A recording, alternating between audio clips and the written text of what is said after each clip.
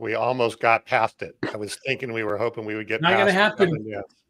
Not gonna happen. You tell you we changed the intro music, you'll all be dancing.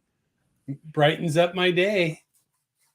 And Mahesh is still here, so that's good. He didn't Well, leave you notice he muted himself there. Yeah. He should have turned his speakers off, not just his microphone. Right. That's right. So he didn't have to watch that. Oh. You got to be polite at the beginning. Does that mean you're going to get tough on us later? No. Okay, very good. Well, welcome everybody. I'm Kevin Brown. I'm here with lifelong friend, co-founder of LeadSmart Technologies and business partner Tom Burton, and we are ecstatic to have a good friend, a personal friend, a friend of the podcast, and a friend of industry and wholesale distribution, Mahesh Yengaswami. Mahesh is the director of global channel sales at 3M's healthcare division, but many, many years on the industrial side, right, Mahesh, with abrasives, safety, all of those other channels. Why don't you tell us just a brief little bit about you and your newer role, and then we'll kind of get diving into today's show. Yeah, sure. Thank you. Thank you for having me, Tom and Kevin. I always dial into this one. And for me, it's a privilege to be here with you both. Almost too long in industrial, I would say. Maybe 5 years too long. But industrial is such a fun space. I love industrial business, industrial channels. So I spent 25 years at 3M, and now out of the 25, 22 or so has been in building up our capabilities and our abilities to do better through channels, not only in Canada first, then US, but also globally. And that's where I spent my time in the last, I think, 7 or 8 years, being focused on the global marketplace. And then another opportunity came along about 4 or 5 months ago on the healthcare side. They wanted me to come and see, how can we better manage our distribution partners and sell more through distribution globally. So I took on that challenge, and it is a challenge, new industry. And again, it's a global role, but I still have my one leg, one hand, and it's hard for it to go away from your system, right? So, but what I'm trying to do is trying to bridge the gap in terms of what can we learn from here that we can apply here and vice versa, right? So already lots of learnings. Good. So, I think that's exciting. And obviously there's, I think once you start in the industrial segment, there's, a 3M adhesive that keeps you in that arena at some level as well. You guys should be laughing now. See what I did there? But you were just a speaker a couple weeks ago at the Industrial Supply Association's fall event. So obviously you still have a few toes on this side of the business. But I think that's interesting. So we're going to look forward to your feedback and your insights. So you're living in Canada, correct? Yeah, I moved back to Canada. Canada's home for me, but originally from India. But Canada's home, and I moved back about 2 years ago from the Twin Cities. Yep, very good. I think you're our first offshore guest. I guess it's not offshore, but international guest, we'll call it. Hopefully not the last. Well, no, we got to just realizing that, our audience is growing, so we'll work more on that. So before we dive into the news, let's kind of do our, as I call it, our housekeeping. So as I mentioned, I'm Kevin Brown. I'm here with Tom Burton. Tom and I are lifelong friends. We started a company a number of years ago called LeadSmart Technologies. We have developed a industry-specific product category called CRM, which you've heard of many times before, but not CRM and customer intelligence, which is what we do. And we use AI-enabled tools to bring deep insights into customer intelligence and understand what's going on at our customers, our team, and as well as our businesses by bringing data from throughout the business. What that allows companies to do is accelerate sales and growth of their organizations. We don't work with companies outside of wholesale distribution or manufacturing, and we get together every Friday morning. We discuss a newsletter that we send out. And the newsletter, just like the broadcast you're listening to today, is called Around the Horn in Wholesale Distribution. If you would like to get that newsletter where we consolidate kind of what's going on around the world, recap a little bit of the news in the economy and mergers and acquisitions, some labor issues, artificial intelligence, technology, we bring that all in, we talk about it with our guests, and we look at how that impacts wholesale distribution. A couple of simple ways to get the newsletter if you don't currently get it. Simple way is you can pop up a note at an email address of hello@leadsmarttech.com. let us know that you'd like it. Or the even better way is to go to www.aroundthehornpod.com. You can see all of our previous episodes there. You can listen to them and sign up for the newsletter there. So we do this every week. If you are listening to the podcast later today versus the live session we're doing this morning on LinkedIn Live, Facebook Live, and YouTube Live, if you're listening to the podcast, you will not be seeing what our live guests are seeing, which is a copy of that newsletter that's up on their screen. So we'll introduce those articles that we're going to talk about. We'll try and reference where they came from. So if you wanted to check those articles out, you could as well. So, Tom, anything to add? No, I can't add to that, but I do want to say good morning to Lars, Mahesh, one of your colleagues from 3M here, Brian, Ron, RP, who was with us last week. Yeah. Brandon from Atlanta, our good friend, and Carrie from Buffalo. Hey, good to hear from Carrie. Yeah. First time with us. Yeah. That's awesome. Fantastic. Well, share with us where you're from and where you're listening in from. We hear from a lot of people that sometimes they're listening on their phone, but they're scrambling and people are coming in and out of their offices. But we love people's comments and thoughts about what we're going to talk about. So, Tom, why don't we dive into the news? All right, let's do it. All right. So first article is from Reuters from earlier in the week. Talked about U.S. manufacturing sector slumps in October. And that's from the Institute of Supply Chain Management, which does a monthly survey of purchasing managers using that Purchasing Managers Index. And so we tend to, most weeks, we have something about the economy. We'll look at building starts and so forth and have a little chat of this. As I was reading this, though, I kind of dropped the thought of that in. We talked a little bit about, and we rarely talk about labor and HR issues, right, on our podcast here. But, we talked quite a bit in the last few weeks about the auto industry strike. And here's our first indicator and an announcement. We're going to talk about a few other articles related to this morning there's the first squeeze that we feel right already from that strike happening. Well, is that what I didn't recall seeing that in the article, but did they tie or connect the dots? Oh, 100%. Yeah. I mean, their quote was U.S. manufacturing contracted sharply in October after showing signs of improvement in prior months as new orders and employment slumped, likely reflecting strikes by the United Auto Workers against Detroit's Big Three. Very, very clearly, it dropped from 49.0, and we're looking for it to be above 50. Right. And it dropped down to 46.7. So the major factor that's happened in the month was the strike. Right. Mahesh, anything that you're seeing on your end? I know we talk about this every week in general. Just, I guess, the barometer, if you want to call that the economic barometer. Anything, in your world that you're seeing one way or the other that can provide any, I guess, guidance to the up and down that we keep seeing? We all see the same news, same article. So, certainly when we benchmark ourselves to the IPI, Industrial Production Index. Mm-hmm. I think many of the industrial companies do that as well. When we look at that, Q4 is supposed to go below zero. So in the US, the prediction is it'll be negative 0.6 or 0.7. Then for the first 3 quarters of next year, it's going to be flat at best. So they're talking about 0.5, 0.7 compared to what we saw earlier. So that means, the stated objective, stated goal because of inflation, the raise in interest rates, etc., is to slow down the economy so that inflation is coming to a meaningful level, right? So which means the goal is to slow down the economy, so economy will slow down. Otherwise, our costs are going to keep going through the roof, right? So we are buckling down for a flat IPI.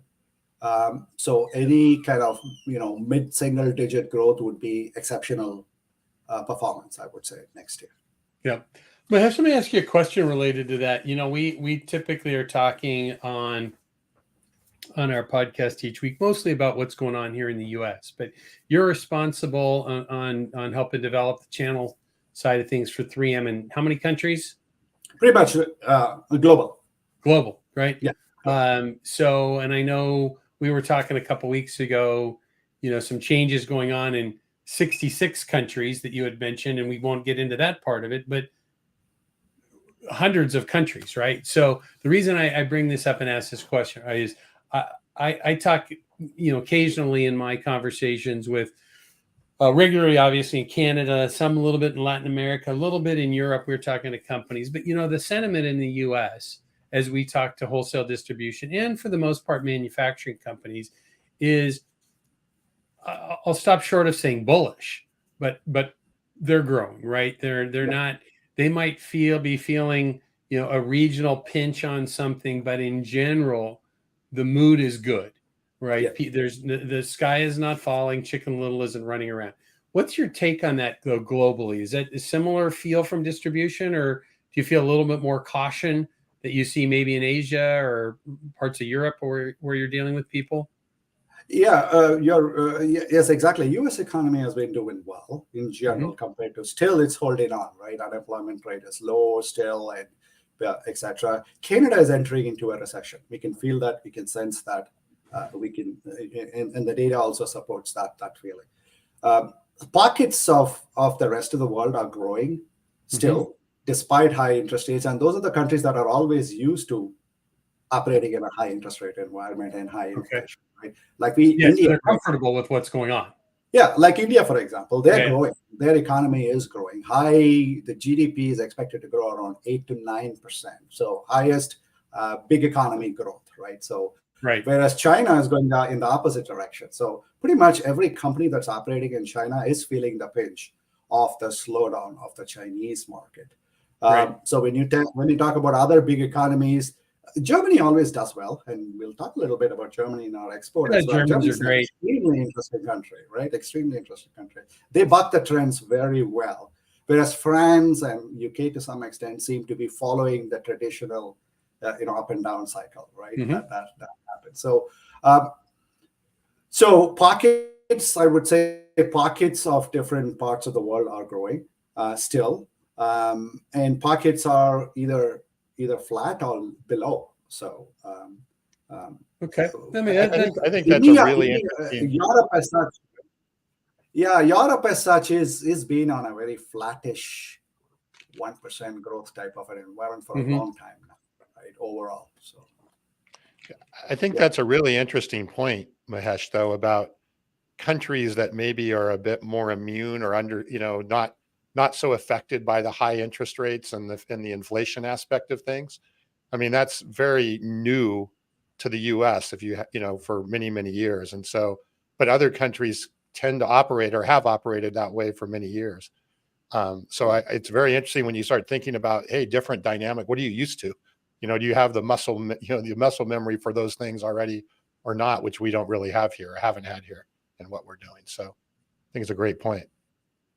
Yeah, and again, a couple of other countries. Japan has always been a flattish. Stagflation has been going on for 2 decades now, right? But they are finding new ways of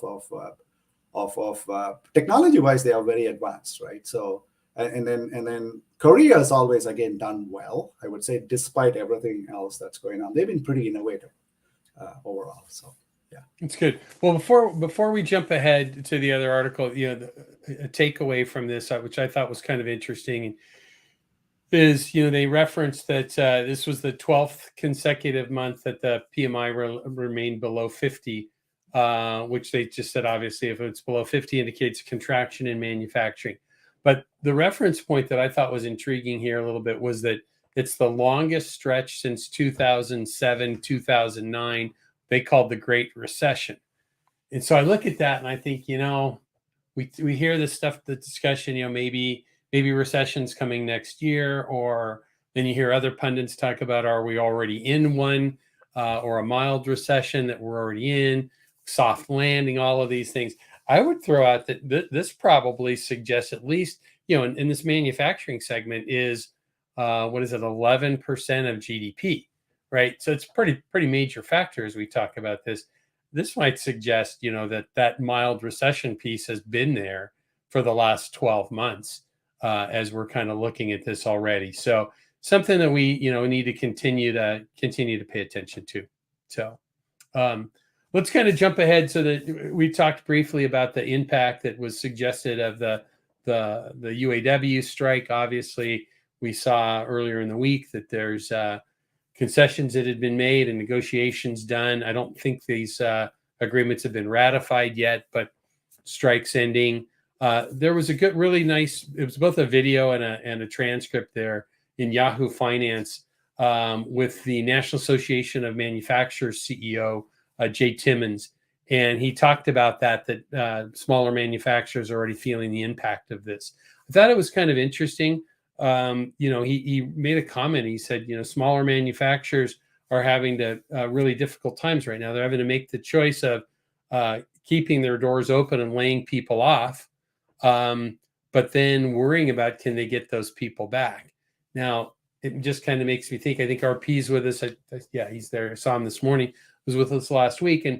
And as a retired Grainger executive who had run the Great Lakes region, RP was talking last week about, I think he used the number, if you remember, Tom, you may remember not. I think it was there's 5,800 or 5,600 other companies in the US that support basically tier 1, tier 2, tier 3 companies that are supporting automotive, right?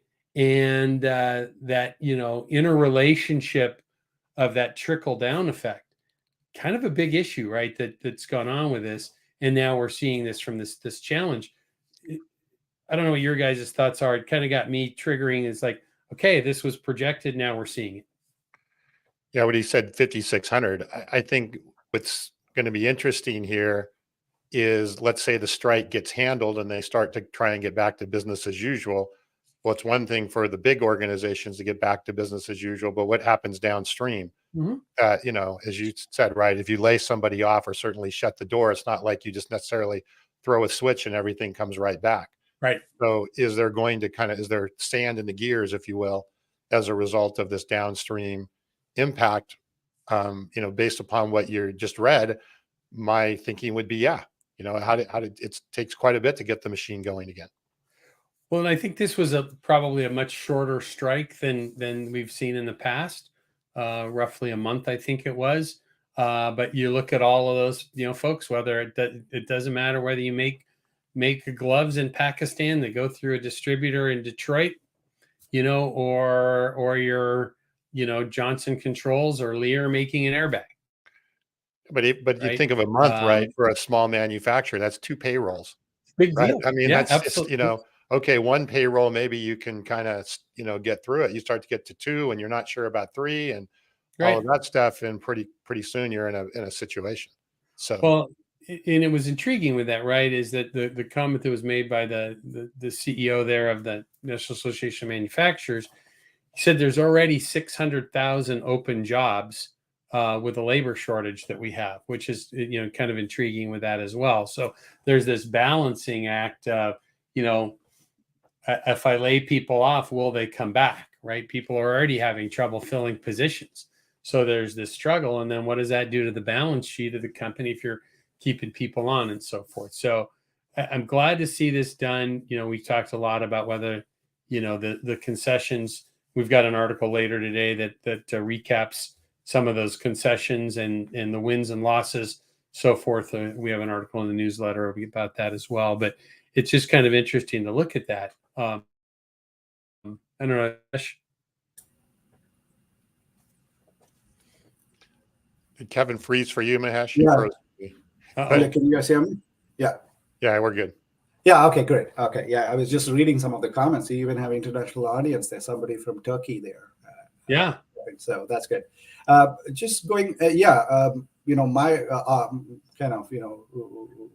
automotive is such a big sector, right? And the RP has pointed out, it's huge for this part of the country, right? So both in US and in Canada, and hence anything happens to automotive, if they sneeze, some of the manufacturers and distributors will catch the cold for sure. Mm-hmm. And we are hearing that from our distribution partners as well. I got to write that down. I like that one. If they sneeze, they'll catch the cold. Okay. Yeah, some of our distributors, really good partners who are in the Michigan area, are feeling it big time for sure. Right? So I want to go back to our previous topic just for one comment. Sure. This is very interesting.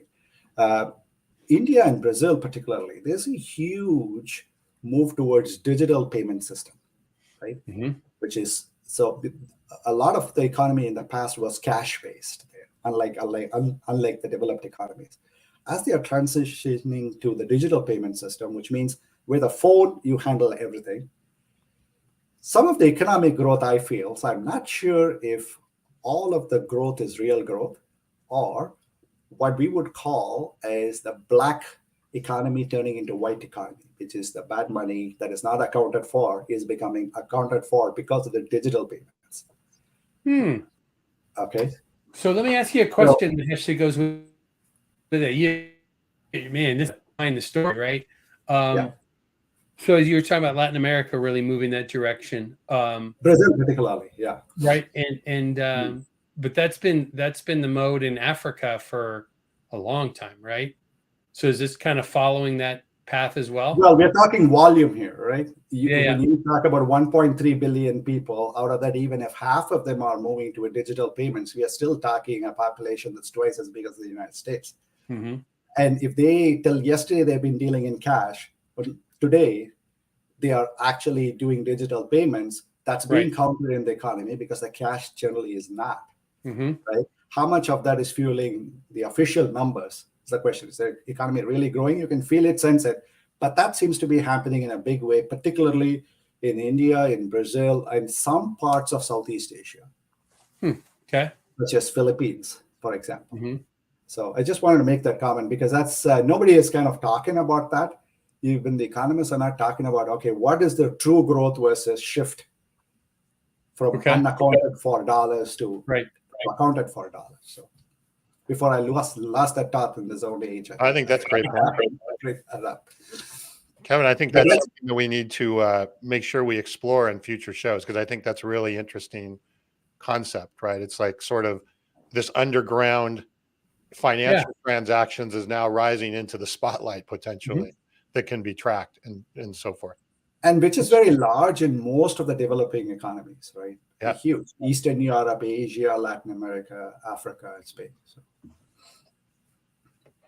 Well, you got to know the government loves that, right? Because now they're tracking where that cash was. So that's good to see. Good. Well, let's kind of bump ahead here. So we talked about, kind of this impact, the trickle down effect, right, of the automotive strike.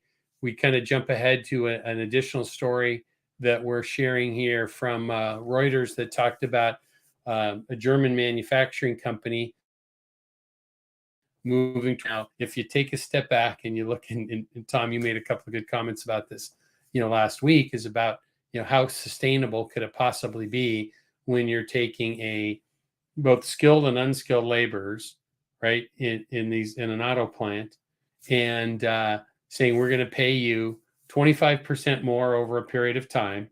We're going to pay you for 40 hours when you're going to only work 32 hours. And how does that become sustainable? And the other side of it is, can we find enough people that, even if we are happy and could make that work financially, can we find the people? And this article talks about, it's called "As Baby Boomers Retire, German Businesses Turn to Robots." And this is not this S&D Blech is it's referenced as the company there. It's not a small manufacturing company, but they use this example of the head of their grinding unit is retiring. And so Germany has even a larger labor issue than we have here right now. And nobody wants those dirty or hazardous manual work jobs, right? So what are they doing? Robots, right? And so I'm watching this, reading this article yesterday, and I'm thinking about it. Well, you know what? We're talking about 600,000 jobs in the US, and this article mentions 1.7 million in Germany, right? We're going to see that robotic piece happen. And Tom, I think you made even a comment last week about, Ford being the first to, capitulate on this contract issue. Is maybe they're buying some time. What do you guys think about the robot side of it when you look at the labor force? Can't hear you, Tom. Mahesh, what's your take? I'm interested in your take, and then I have some thoughts as well. Well, it's part of the manufacturing 4.0 we're all talking about, right? This is inevitable. The throughput yield is going to, increase dramatically with this. But Germany particularly is interesting, right? We talked about it a little bit. I was reading some time back that 50% of the German GDP is exported. Whatever they are producing in goods and services, 50. huge. Yeah. I think U.S. number best is cars even, best cars in the world. yeah, cars are the ones that we are aware of, but Sure. equipment, machinery, all these types of Siemens, and I mean, you put the names together. Bayer, exactly. U.S. that same number is I think 10 or 12%.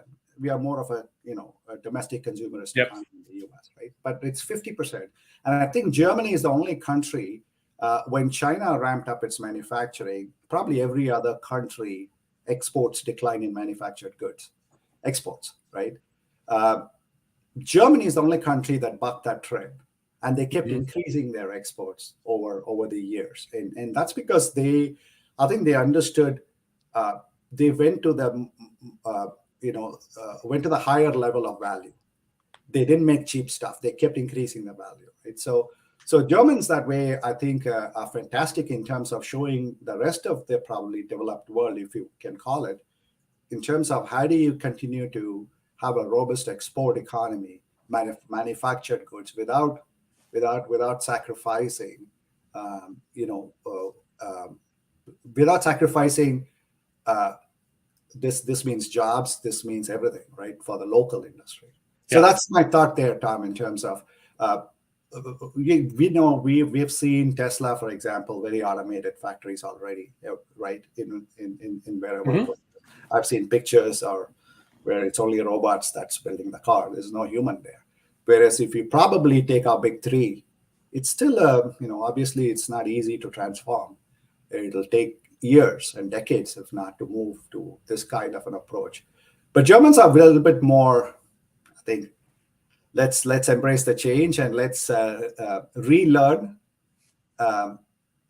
Their system also allows that for people to go back to school and relearn, right? So no, that's and their labor laws are very, very different there, right? Of course, but it's interesting that this article mentioned from a statistical standpoint, going back to the struggle of filling jobs, right? They were talking about the same thing in this article is, finding somebody that wants to do a dirty back-breaking job is hard these days to find that. But they said that the impact of those 1.7 million open jobs in Germany was 100 billion euros, right? Think about what that means to the economy. Yeah. And, there's an interesting comment here. I want to, and Kevin, I'm interested in both of your take on this from Tim and Lars as well. I want to hit that as well. But, and again, I'm not in the day-to-day and from a standpoint of a manufacturing plant, but what I'm seeing in general and just conversations in general I'm having in business is that, and I like your point, Mahesh, about some of the areas people being able to go back to school and get trained. Companies are looking at how do I automate and optimize? Now, whether that's AI, whether that's robots, whether that's whatever, they're realizing that the traditional way of using employees and hiring and all of that, they have to look at different ways. So they've got to automate and they've got to optimize what the employees that they do bring in and how they work. And with AI in particular, as we've talked a lot about, employees they're not trained from that perspective of how do you leverage AI, how do you employ AI really efficiently, right? Versus it just being more of a gimmicky tool. They're not really trained on how to use that kind of stuff efficiently.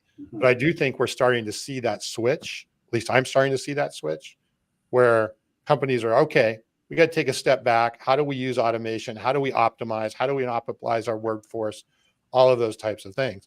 Now this, Tim's question or point here is he's saying the metal collar workforce is expected to grow 5x in the 5 years. For the first time in history. It's not only automotive and in the general industry. Does that, what does that mean exactly? Does that mean that we're going to be hiring 5 times the number of people in this industry, or is there? No, I think metal collar is a robot. Yeah. Right. So we're to Tim's point here, right? 5 times the growth in 5 years of using automation to do jobs, right? And to Tim's point, right? And Tim's been around and I've known Tim for 25 years probably. He's been on all facets of safety and industrial and packaging and so forth out there. And I think this is what's going to be on the rise, right? And I think one of the challenges is, and I think they're really seeing this in Germany, where I have a lot of family, is and obviously we're seeing it here, right, is we've created an environment. I don't want to get into the social side of this stuff, but I think we've created an environment where nobody wants to get dirty, right? Nobody wants to work hard anymore. And there's all these other options, whether it's a social program or it's I'm going to move to technology, which I'd like to see more and more of, right? But is if you can't find a way to fill the job, then we're going to find a way to get the work done. And that work is going to get done through technology and automation. Yeah, my son finished his undergrad 3 years ago. He wants to go back to school. I asked him why. He said, I need to reskill myself. Things have changed a lot in 3 years. Yeah, so true. Completely agree. So, that's the pace at which it's going, right? So, but what's interesting too is, and this is we could digress on this for an hour, but right, we need those skilled worker trades, right? Where I haven't seen any opportunity for robots to do plumbing, right, to fix a drain yet, and and things like that. So of course we can get robots to do welding and interesting things like that, but maybe down the road we'll be at a place where most of our houses are 3D printed. That could be, but we're certainly not there now. So interesting time, right? Well, you can take a picture of your drain and then give it to ChatGPT and say, how do I fix my drain? See, there you go. Who needs a plumber? So I gotta share a secret here. ChatGPT is building a lot of my presentations these days. Yeah. So yeah, it's doing it in a jiffy, I'm telling you. Where I would have spent an hour pulling something together, structure, etc. It's doing it in 5 seconds, 10 seconds. That's awesome. So that Very I can good. spend more time in terms of the content rather than worry about, Yeah, structure. absolutely.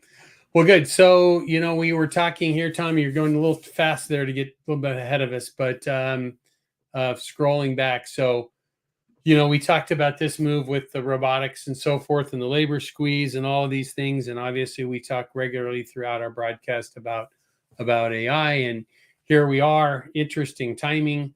Biden administration comes out with an executive order on the exact same day that the G7, which the U.S. is the global group of 7, is a part of. Biden administration's first AI executive order. What do you guys read the notes on that, and what were your thoughts on it? My thoughts are, because I've read both and I've looked at both, and they're hard to decipher. Mm-hmm. To me, it's basically, hey, look, we're getting tough, right? We're going to do something about this. We don't know exactly what, but we're going to do something about this, and kind of showing that there's, it's important, and there's some that we're going to get tough, I guess. Mm-hmm. That's what I read, but I don't read any specifics. I don't really see. The other thing that is a concern is that both of these, if you look at them, are talking about maybe the very large language models, large data sources. I'll just call them the mega models, right? And again, what I'm seeing more and more as I work with more businesses and understand how to best apply AI in businesses is that businesses are not looking necessarily to leverage big mega models, but to build their own micro models that make sense for their business. Mm-hmm. And these micro models are going to be way less data intensive and have way less, if you want to call it, risk of harm than some of these mega models do.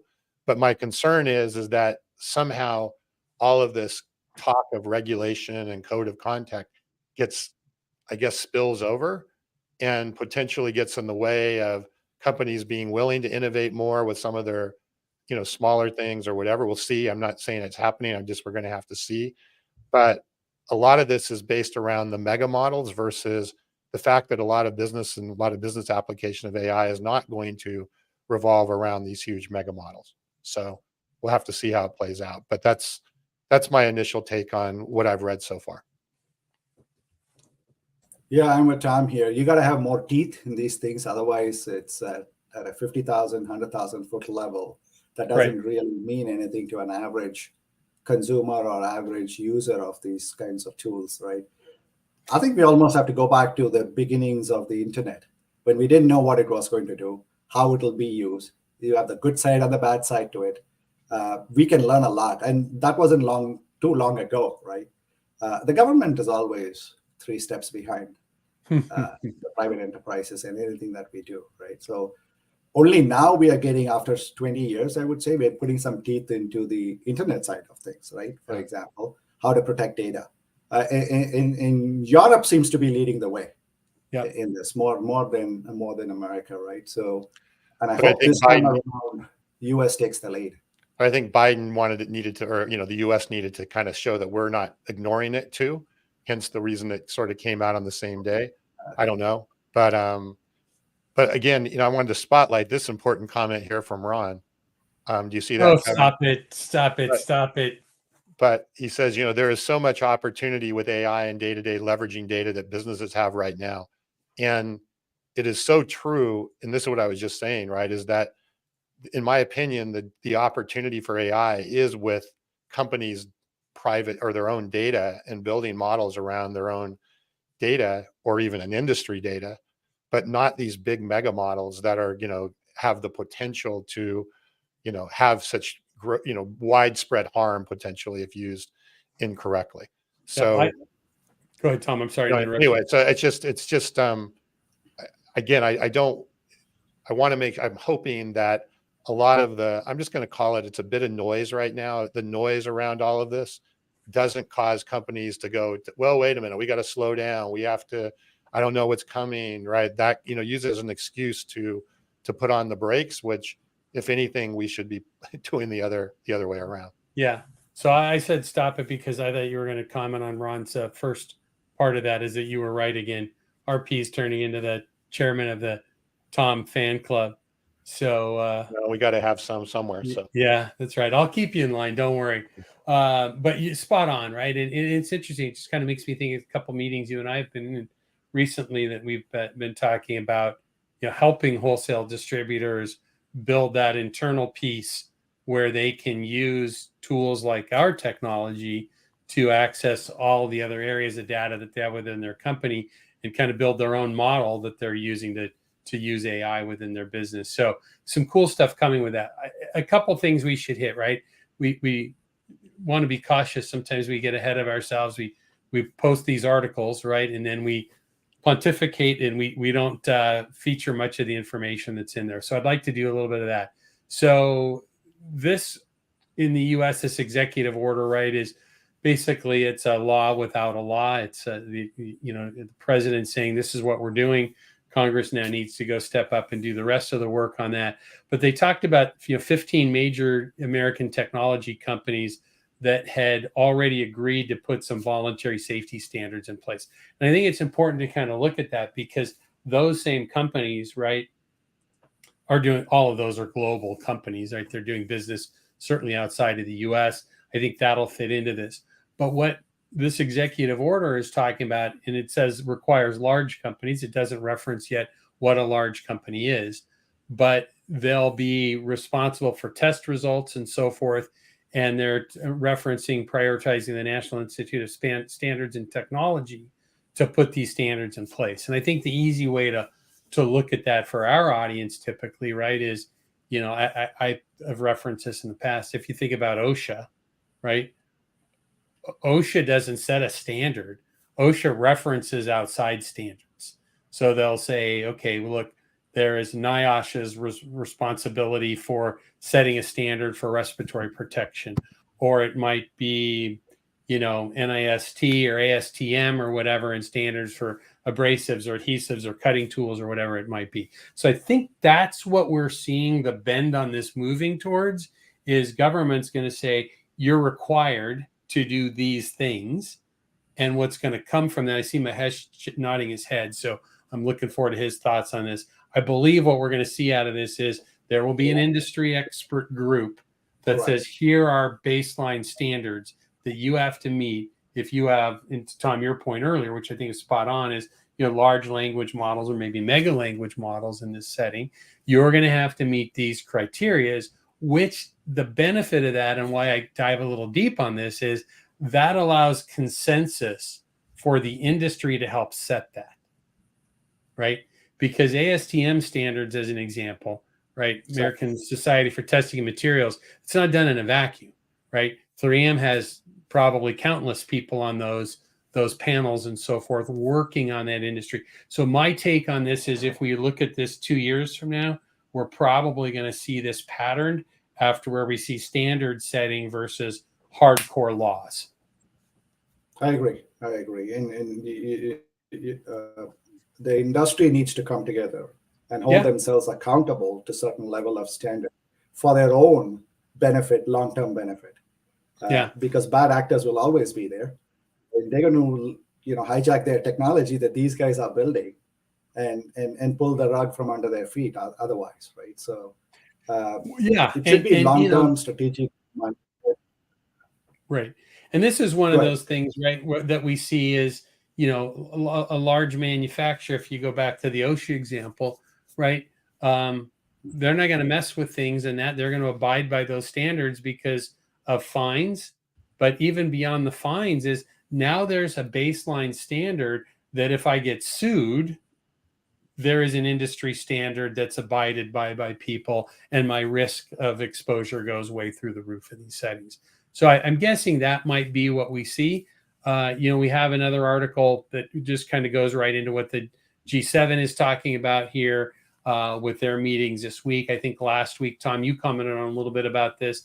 Is it's probably into the new year, I think is what you said, if I remember correctly, before we get Canada, France, Germany, Italy, Japan, Britain, as well as the rest of the EU that's following along this. That they're talking about an 11-point code about safety, security, and trustworthiness. So we'll see. I think by this time next year, we're certainly going to be way down this path. Yeah, and I also hope they bring China into the loop and make sure they are part of the solution, because China's AI technology is far advanced than 99% of the other countries. So they got to be part of the solution. Yeah. Dr. Burton, what's your take? No, I agree. I think that I agree with Mahesh completely, right? China and some of these other countries need to be included in this. I'm still skeptical that in 2024, we're going to have anything that's really practical and usable and makes sense. I think we're still farther away. I think there's going to be a lot of talk. I think there's going to be a lot of positioning. I think there's going to be, hey, look at us. We're doing something about this. We're not, sleeping on the job type of thing.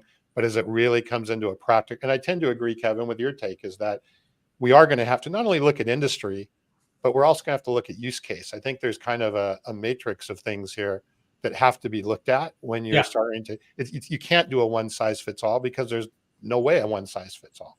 So, and I think that's where the complexity is. And I think already, if you just look at some of these things here, you can kind of tell that the people that are doing that are a bit out of touch with reality. They're a bit behind. And again, so I don't know. I don't see anything practical until 2025 at the earliest. That's just my take. It might even be longer than that, but it's not there won't be a lot of conversation over the next year. That's the difference. Well, I'm glad you talked about that, Tom.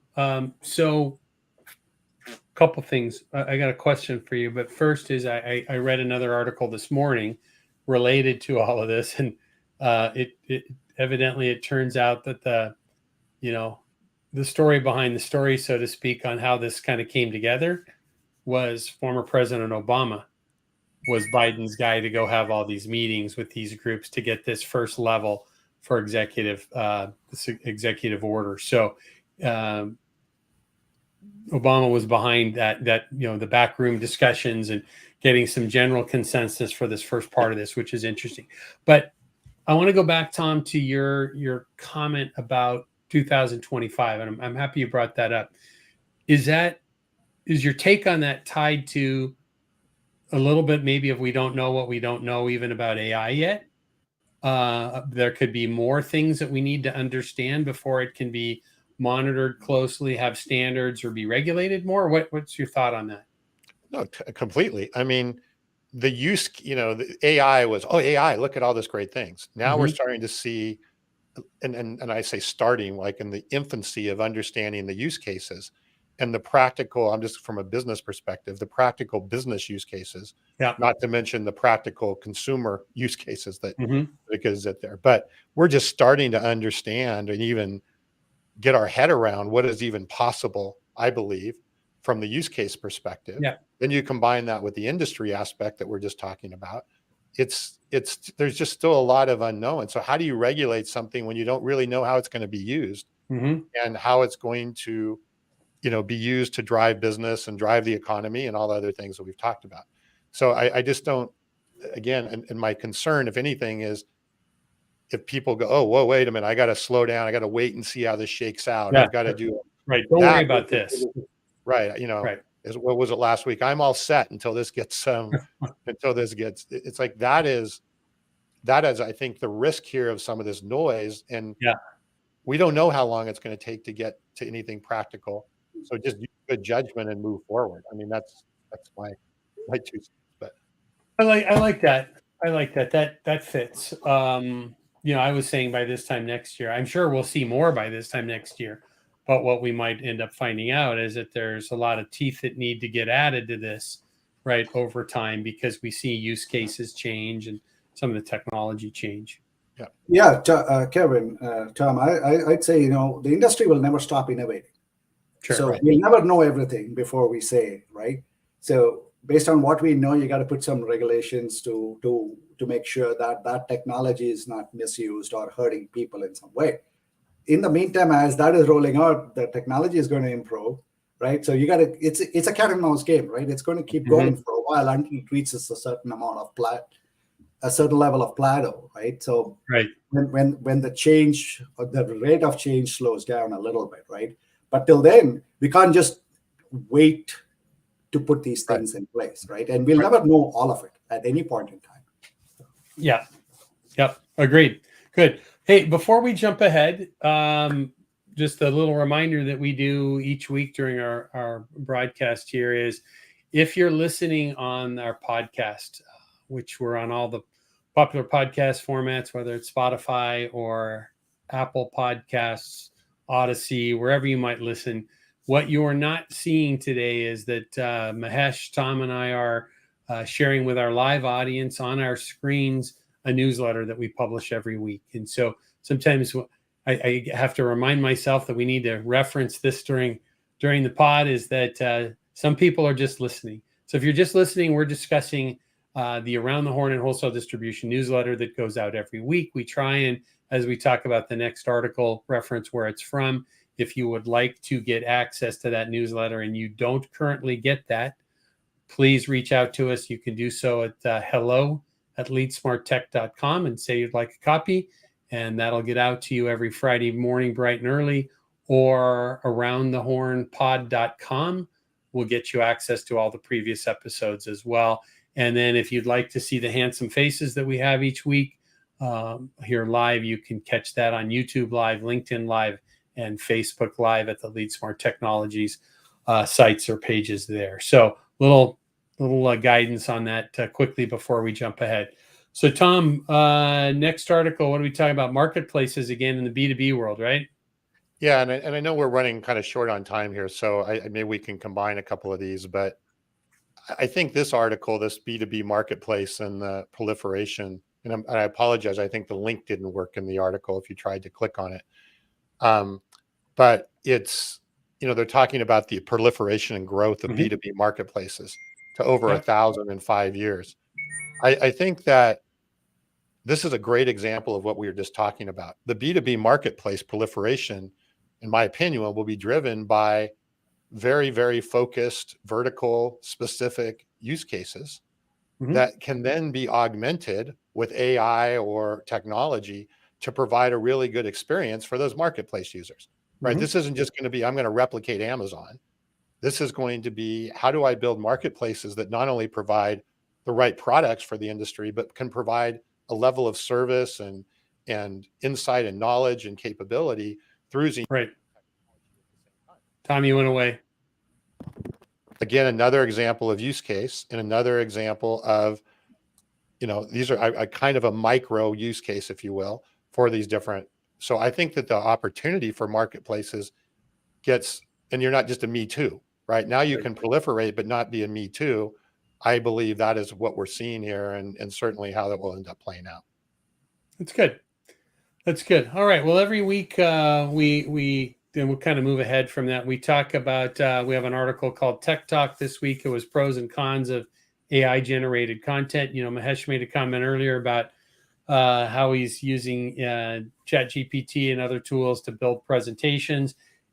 We have an audience that has varying degrees of understanding and use cases within existing AI tools, especially if you're newer and dipping your toes into the pool here, so to speak. That is a great and helpful article that I think most people would find some value to, seeing some of the pros and cons of things and maybe where to get started a little bit. We also do each week what we call our industry scuttlebutt, a little bit of news of what's happening out there. Some good news. MDM, Modern Distribution Management, our friends Tom Gale and Mike Hockett and their team over there. I think Mike's with us today. They do a regular update on the M&A marketplace within wholesale distribution. It was a big month last month, and so we're happy to see that. There is no shortage of wallets being opened in the M&A world. In fact, I think last month there was a number of companies that had multiple acquisitions done as well. So that to me is extremely encouraging. I hate to see it, if you're talking about companies that were struggling that got acquired, but that's part of the world that we live in. So good news there. The M&A keeps pushing forward. We also had some news last week about large distributors opening new branches and even building new facilities. So that's nice to see as well. I think we talked about Dakota Supply Group jumping into 2 new states with 2 new buildings from the ground up. Quick article there about Valin. Mahesh, you were at the ISA fall event recently. Valin won an Innovation Impact Award there, so congratulations to them. Last couple things here we've got is the U8 that we had a special feature this week. There's an article there about an auto worker strike. Some of the things that people didn't think possible, and what did happen and didn't happen there. So I don't know if you guys had any take on that. I thought that was a good, quick little read that gave a good overview. Yeah, I mean, I think we've touched on some of these. My take was what we kind of talked about last week is I think the UAW thinks they won big things, and I think they did get big concessions. I'm not arguing that, but I think that maybe it's the beginning of the end for them. And one of the things that really jumped out at me when I was reading that is they said that in order to get to the high end, like the high pay range, you had to be like on the job 8 years, right? And that shifted to 3 years now. To me, that just says, okay, we're going to buy time for the next 3 years or so. And as we start to really do some of the automation and other things, I don't know. There's just, as I look through that, there's things in here that I think short term you go, oh my God, pop the cork. This was an amazing result for the union. But if I also see, I just see concessions in there that are not sustainable, and I think that, again, I'm not an expert in the auto industry, but just reading between the lines, that's what my take is. Might be a little bit about careful what you wish for. Yeah, exactly. Right. Exactly. I think this is interesting. When you were describing that, what triggered for me is look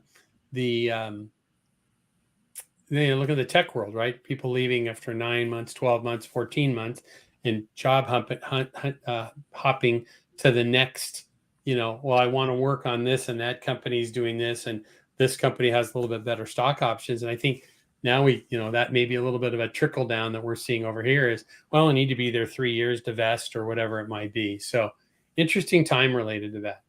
Yeah, we'll see. Good. So we also had an article. We have a feature each week. We talk about, it's called A Good Read.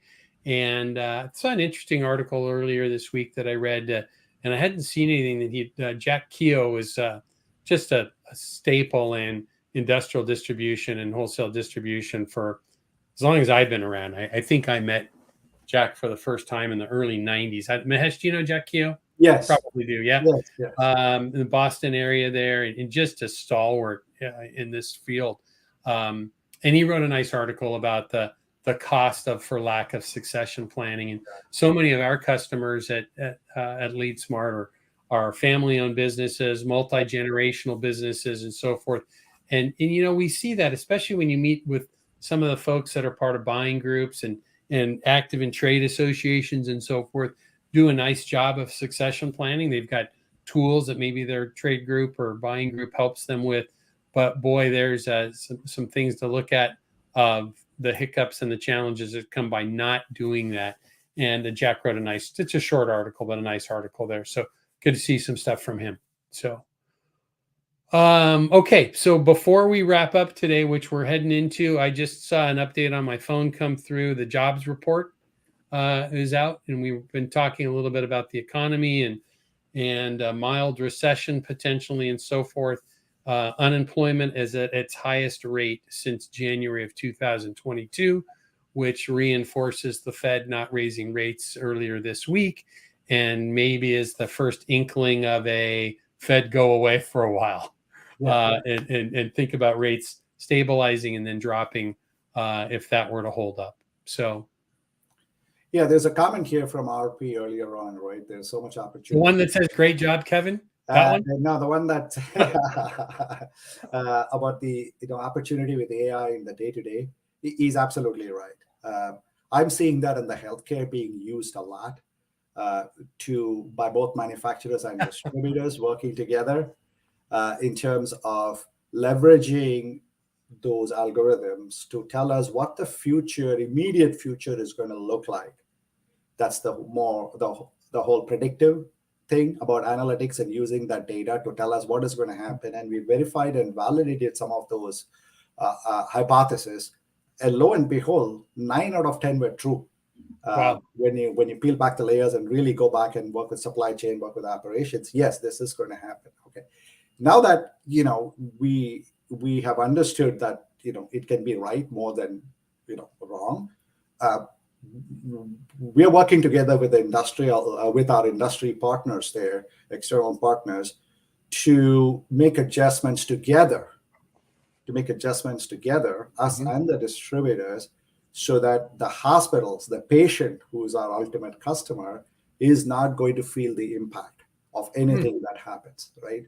Lack of product, lack of supporting stuff, materials, etc. that they need. Right? So that when you go in for a procedure, they're not sending you back home saying, "I don't have the stuff." Mm-hmm. That's a huge inconvenience for everybody involved. Right. So that application of AI is here, and industries are using it. Now, how does the industrial side of the businesses need to start using it? Right. So, big question for all of us. Well, I think, and if you mentioned, Mahesh, I think there's a lot to be learned that can be carried over to the industrial side of things. Yeah. And, we've talked about this before. Industrial distributors and manufacturers are data rich. There's a lot of data. Sure. So how do you use that data effectively? And I was excited. We were talking before the show about what you were doing in the medical world and how much you said the speed of the adoption is much faster, but there's a lot that can be carried over. It's still a channel. Right. It's still a channel. Somebody makes something, right? It has to be sold through somewhere. It's the same concept. It's just, how do we learn from that? So, the one big change, the one big difference I find so far is the trust. The trust level is higher. Oh, good. Between distributors and manufacturers. And now you can argue, you can find reasons for it, but that's not the point. The point is there is a tremendous amount of trust level. And when the trust level increases between the two parties, the winner is the customer, right, at the end of the day. And hence, your services and your value addition greatly improves to the customer, right? So Mahesh, I'm going to ask you in 30 seconds or less, can you give, because we could probably do a whole nother separate broadcast and conversation about that point you made about trust. Can you, in a nutshell, what are your thoughts on why does that trust exist differently in healthcare than it might in tooling or construction or building materials or industrial? Why is that different? Top of mind, 2 reasons. It's very fragmented. Okay. The industry is very fragmented. Yeah. That means a lot of players on both sides, manufacturer side and on the distribution side. Of different sizes. Different sizes, shapes, colors, etc. then the second reason is the fact that we keep in industrial, we keep going back. You did this to me 20 years ago. I'm not going to trust you now. Okay. So that thinking, that mentality is there still. I would say we got to get past those, right? And say, okay, what's happened? We can't change the past, but how do we work better together? Right. What are the checks and balances we have within our agreements to make sure one is not dash. And is that trust? Is that trust? And I know we're out of time, but yeah, this is just an interesting topic. Is that trust more prevalent in medical because they don't have that long history, maybe, that they're up against, or is it? I don't know what elevates it in medical that doesn't exist in industrial. I would say there is only that everybody's view. If you ask who is your customer, it's very interesting. The manufacturer doesn't say it's the distributor. The manufacturer doesn't say it's the hospital. The manufacturer doesn't say it's the surgeon or the nurse. Guess who they say is their customer? Patient. Right. You just have the supply chain says the patient. So there is one central point of who that customer is, and that customer's well-being is driving everybody else to rally behind that, whatever needs to be done to make that customer's well-being as your primary focus. And is it safe to say, Mahesh, then that the idea then is whether you're a manufacturer's rep, a wholesaler, a distributor in that process, somebody working with GPOs, whatever it might be, I need to then prove my value in this chain every day. Correct. Of my value to that patient. Exactly. Which is very different, right? Because in theory, I could argue, right, that the guy in the plant that's using the adhesive or the cutting tool or wearing the hard hat is ultimately, I'm just using 3M as an example in those product categories, is still the customer. Yeah. But what I think we're missing is that those that play that role through they'll call it I like to say the distribution chain versus the supply chain, right? The distribution chain, we're focused less maybe on proving our value to that person and more about our own fiefdom that we have within that. Is that fair? Yeah, absolutely fair. Okay. Absolutely fair. Well, that's a whole nother, we could spend an hour on a whole nother level of, we have to take ourselves to in industrial. That's why even distributors not only, POS is table stakes in this business. Yeah, sure. Right. But in terms of, imagine a distributor, imagine Grainger, and RP is probably left. Sure. Imagine Grainger sharing their service levels by customer, by product to different manufacturers so that we can improve that service level that they are offering, because they themselves can't do it. They need manufacturer support to do this. Yep. So that's a different mindset. That's a shift, right? It is a complete shift of that, because and I'm gonna wrap this up just for a point of time, but we're going to talk about this further. Is I look at this from that standpoint. Is I used the term fiefdoms earlier. Maybe that's a little too much, but I'm not sure that it necessarily is. It's not our and I think we're starting to maybe see a little bit of a shift in this. We talked about earlier, you were just with the Industrial Supply Association, ASA, that's more on the HVAC and plumbing side. They just had another big event and so forth. I think we're maybe moving in the right direction with this. My gut is telling me, but I think historically a distributor has said, that's my customer. Yeah. And a manufacturer, especially somebody the size of a 3M, that says, yeah, I got lots of people that can sell to that guy, right? It's my customer. And what we need to be thinking about is that everything we do is about them. And if we're not rallying together to improve their outcome, they lose and they'll find somewhere else to go. Exactly. All right, good. And they'll go find a B2B marketplace that will do it for them better. Well, great point, Tom. Right. There's your compliment for the week, is that is exactly right. That is what will push people to, I don't care about seeing XYZ distributor or ABC manufacturer salesperson in my facility. I'm going to go get it on a marketplace because DHL can get it to me in 2 days from the Netherlands if that's where I choose to buy it. And the marketplace provides the service. Anyway, This is a Yeah. great thing. I'm sorry we covered this at Well, and I we wouldn't have appreciate we people who started on stuck this around earlier. to listen. Yeah, had so, we started on this earlier, we would have never got anywhere. yeah. So, So, hey, Mahesh, listen, thank you. Mahesh, thank you for being with us today. Did you enjoy yourself? Was it what you hoped? Oh, fantastic. The hour went by so fast. All right. So we got to get Lars on here soon. We were talking about him earlier. Everybody tells us each week, I'm not sure I have enough to add. And then they drop these nuggets in like you just did at the end. So great guest. We appreciate having you. My final question to you is, will you join us again in the new year?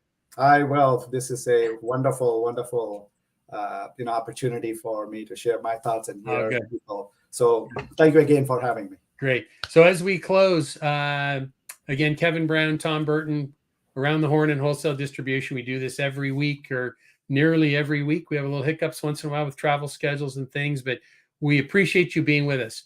We'll ask you one favor if you're listening in today, whether it's on the podcast or on LinkedIn. Please click the like button. If you're not following Lead Smart Technologies on LinkedIn, Facebook, or YouTube, but probably most importantly with our platform, if you're not following us currently on LinkedIn, please click that button and join us. So you'll get notifications of the podcast every week. If you're listening in on the pod and that's how you absorb information, click that button for a review on Apple Podcast, Spotify, and that's how we get out to broader markets.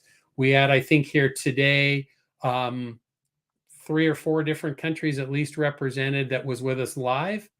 And we normally get to 6 or 7 different countries. We'd like to expand that. So again, Kevin Brown, Tom Burton, our guest Mahesh, we thank you for being with us today. We wish you a fantastic weekend.